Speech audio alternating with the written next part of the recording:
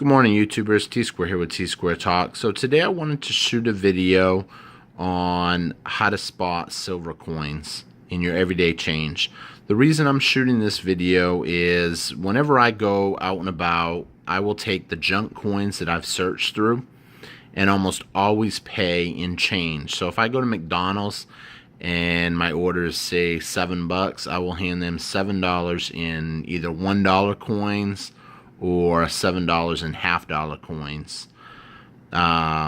Quarters, nickels, dimes, that type of stuff. You know, if you hand someone a roll of quarters, it may not draw as much attention as a $half or a dollar coin, but since people don't see $half and dollar coins that often, they tend to ask questions, which is really helpful because I can kind of direct them to my channel. A lot of these people will start following the channel. Same with if I go to a bank and I'm cashing in $1,000 in half-dollar coins, they're wondering, oh, how do you get them? Where do you get them? What?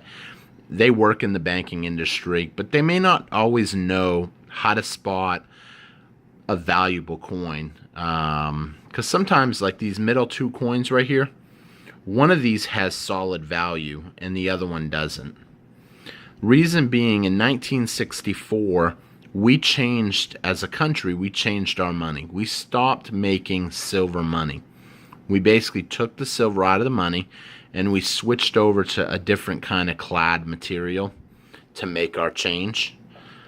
To this day, very few coins are costly material that they're made out of. The only thing really that we have now is the nickel, that we spend close to a nickel to make. Some people will be like, well, the penny, I've heard the penny costs more.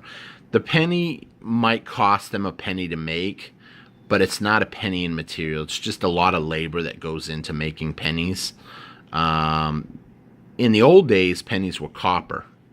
Now a penny's not copper. It's zinc. I think it's zinc clad. When you start scraping into a penny, you'll see that it's not in the center. It's not copper.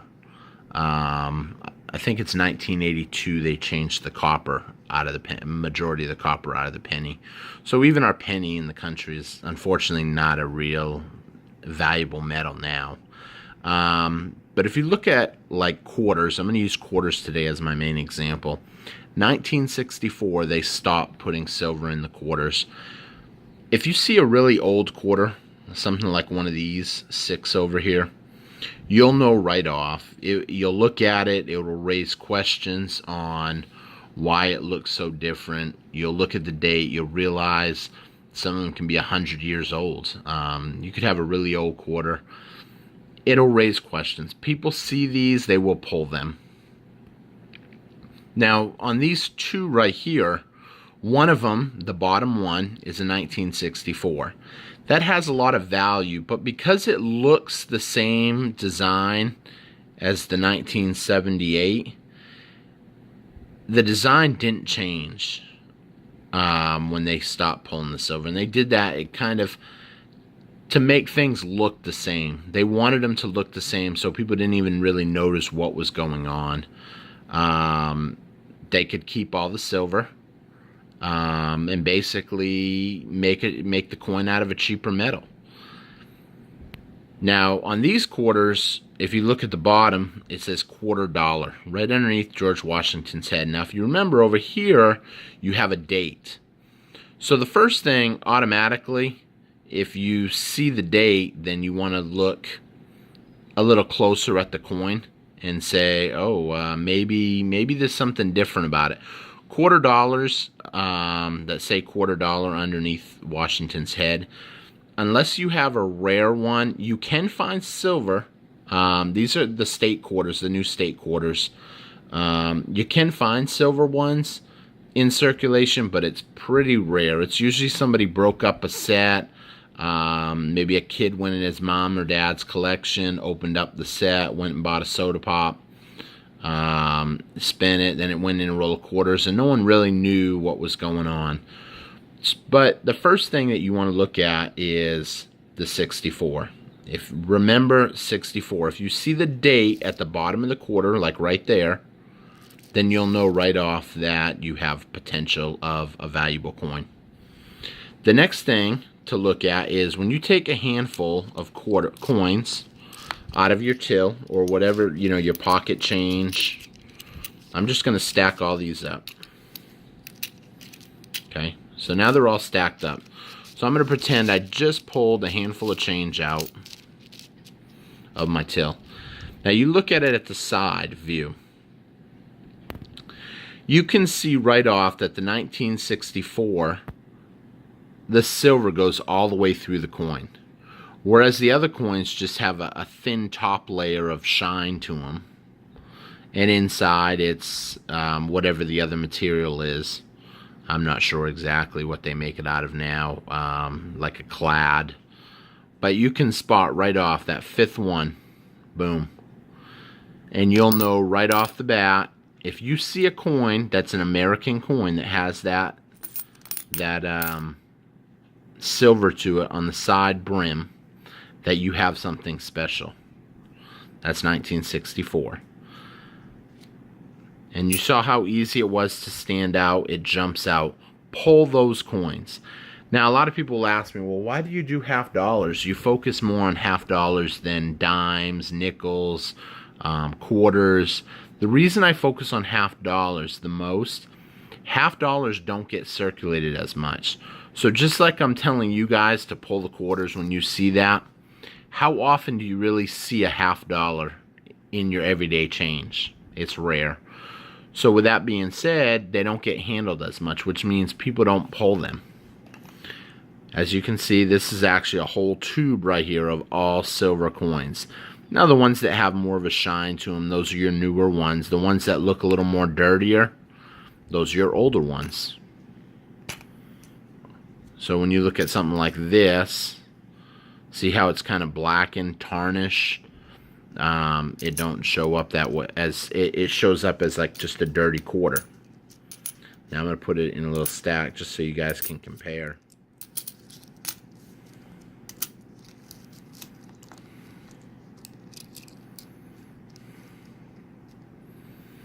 See that? So you can spot, now when you look at it, that you would spot the silver one, the 64, but you see right there that black one, because it looks so dirty, you might just think, oh, that's just a dirty quarter. It ain't nothing. Check those. You can still have silver right there, as you can see. You know, they start tarnishing.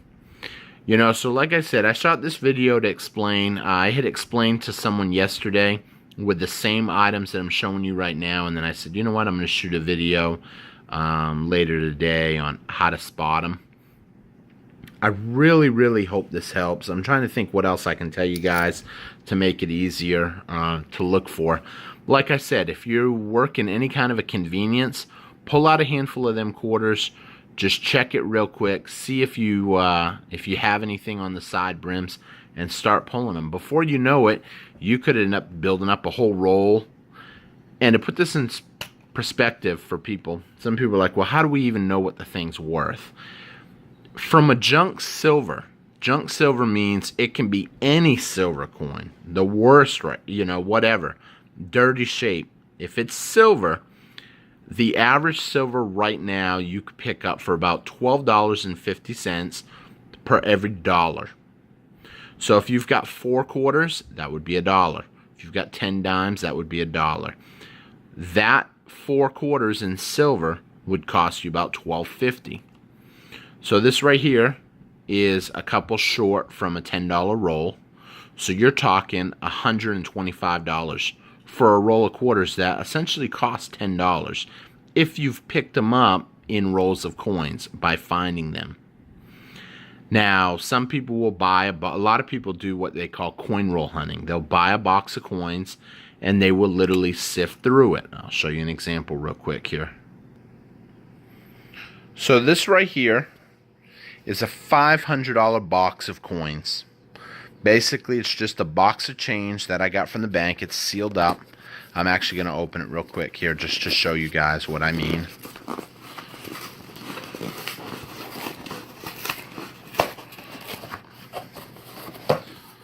Look at that. So this is a $500 box of coins. They're all sealed up by the bank, as you can see right there. Take a look. What is that right there? This one right off, because it's dirty, it just caught my attention. Nah, it's just 74. You actually can go through these. Every once in a while you'll see somebody put a mark on a coin, like that's a V or an L. But what a lot of coin hunters do is they will buy boxes of coins and they will go through it and they will pull out the silver. People will call that coin roll hunting. It is a little dirty on your hands, but you can wash the soap off. However, if you find a really good box, there's some videos.